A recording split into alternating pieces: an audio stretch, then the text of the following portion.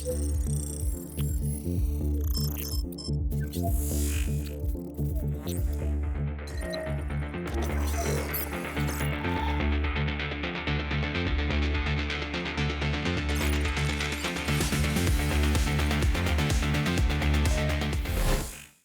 家好，我係阿夫拉。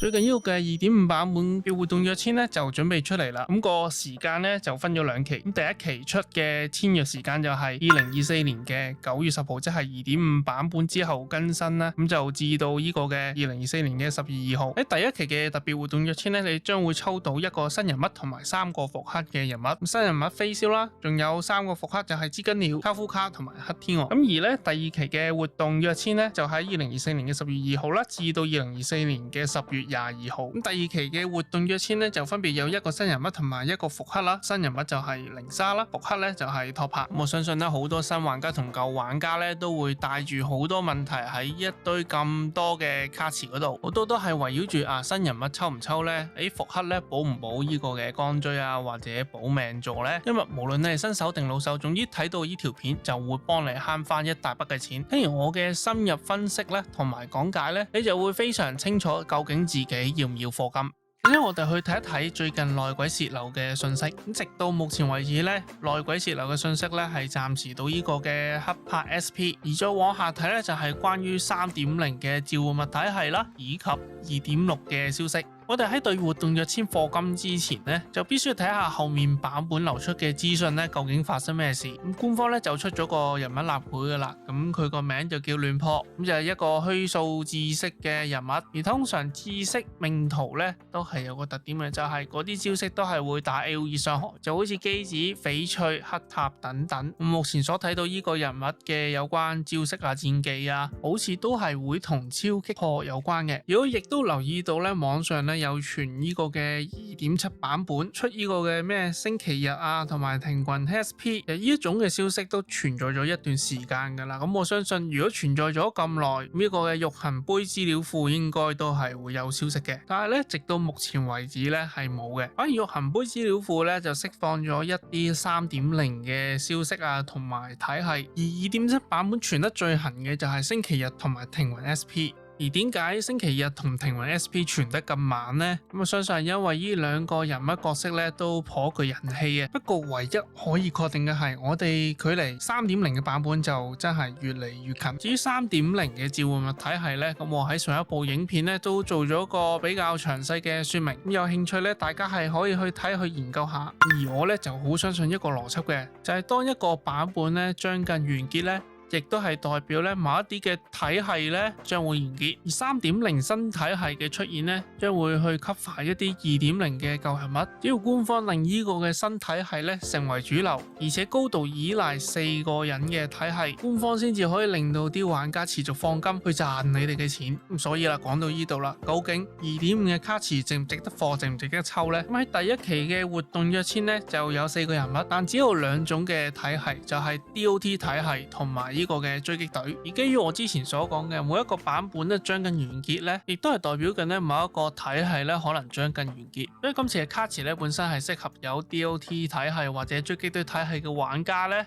去補星雲或者光追。如果你又冇 DOT 角色，又冇追擊隊角色，想喺1到2個月裏面補晒所有關鍵嘅角色，我就覺得係有啲不切實際。如果 3.0 真係出一個召喚物體系，咁你之前搏命抽嘅人物咧就只會係白費心機。所以我認為新手啊要夾硬喺2到3個月咧去補晒所有依家嘅體系角色咧係好高風險嘅。所以如果你係一個新手，你啱啱開始玩呢個人物活動約簽裏面最適合補嘅就係復刻嘅知更鳥，抽個0+1或者1+1都可以。於同系角色嘅人物嚟講咧，基本上咧喺任何唔同嘅體系嚟講咧都可以用到佢嘅。所以我相信咧，當踏入 3.0 版本咧，知更鳥仲有佢一定嘅用處。咁講到老手係追擊隊嗰方面啦，如果你有托帕又有沙金，你需要補咧知更鳥啦同埋飛霄。知更鳥嗰方面咧就最好0+1或者1+1，而知更鳥本身有全體增傷啦、加暴擊傷害啦，以及追加攻擊。造成嘅暴擊傷害提高。而最緊要嘅就係佢嘅終結技嘅即時拉條，可以造就更多嘅機會咧去俾飛霄咧搭呢個嘅飛王。而飛霄咧，我認為咧係適合一啲咧本身有追擊隊嘅玩家去抽嘅。原因就係咧飛霄咧非常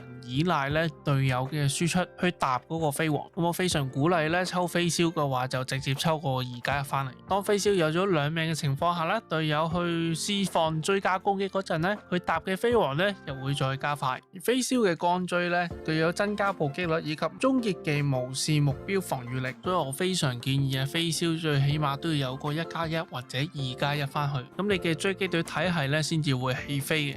如果你真係冇托拍嘅，咁你就用下位嘅密集或者3+7啦。但係密集咧，你需要咧做到碗星雲咧，你先至可以拍住托拍嘅0+0。即係講到尾，你其實都係要課金。你唔肯喺呢一波嘅躍遷課金咧，你要做到碗星雲嘅密集咧係幾困難下嘅。而講到關於呢個 DOT 體系，如果你有軟梅、有霍霍或者招優嘅話，咁你都可以抽卡夫卡咧0+0或者0+1咧去玩下。如果你有軟梅有霍霍但係冇招優嘅話，咁你就需要抽埋黑天鵝啦。而 DOT 體系咧已經算係一個比較舊嘅體系，未來咧呢一個體系仲玩唔玩到落去咧，我就覺得真係未知之數。咁你睇下下年咧官方咧會唔會抬一抬 DOT 嘅組隊。而我哋再講下第2期嘅活動躍遷，咁就分別有新出嘅靈沙同埋復刻嘅托拍。靈沙呢個生存位嘅角色咧，雖然咧佢可以咧做到呢個嘅擊破傷害提高啦，另外保全體嘅生命值，亦都可以解一個全體嘅負面狀態。但係咧好多人咧對靈沙咧個感覺咧就麻麻地，好多人指出咧靈沙咧要恢復能量嘅手段咧真係非常少。咁我亦都對比咧花火嘅痕跡咧同埋鋼錐咧。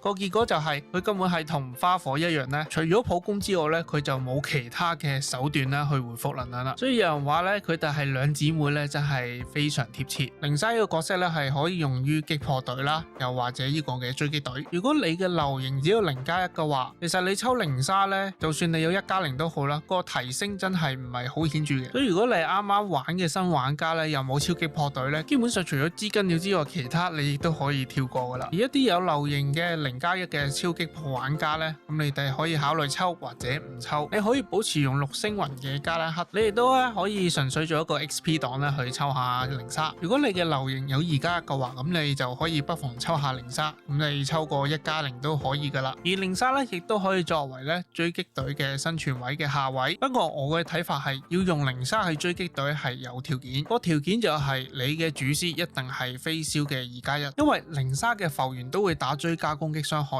咁就變相咧為呢個嘅2命嘅飛霄咧去刷1點嘅飛王。如果你嘅飛霄冇2+1嘅話咧，放靈沙喺呢個追擊隊咧個意義咧，我就覺得真係唔大。至於靈沙用咩鋼錐咧，我就好推4星鋼錐嘅一場術後對話。咁佢嘅能量恢復效率啦，以及施放終結技啦，治療量提高咧，都係會用到。至於第2次復刻嘅托拍咧，我就真係冇乜意見。總之你有個1+1已經係搞掂噶啦。最後咧，我就分享下自己嘅抽卡計劃啦。咁又俾大家做一個參考。本身咧，我嘅追擊隊嘅人物都齊晒噶啦，咁而就係資金鳥嘅1+2，沙金嘅2+1，托拍嘅1+2，真理二副咧0+0。所以原則上咧，呢一期嘅卡池咧，我可以淨係專注飛霄抽個2+1咧，咁就搞掂噶啦。如果抽嘅過程冇歪到順風順水嘅話，咁我亦都會考慮咧再抽一次資金鳥同埋靈沙。而飛霄嘅遺器我依家都係拆緊噶啦，分別就係刀男啦，同埋呢個嘅勇烈兔。而飛霄咧，我個人認為咧，佢係非常缺呢個嘅暴擊率，所以有必要咧喺遺器詞條嗰方面咧就做一個加強。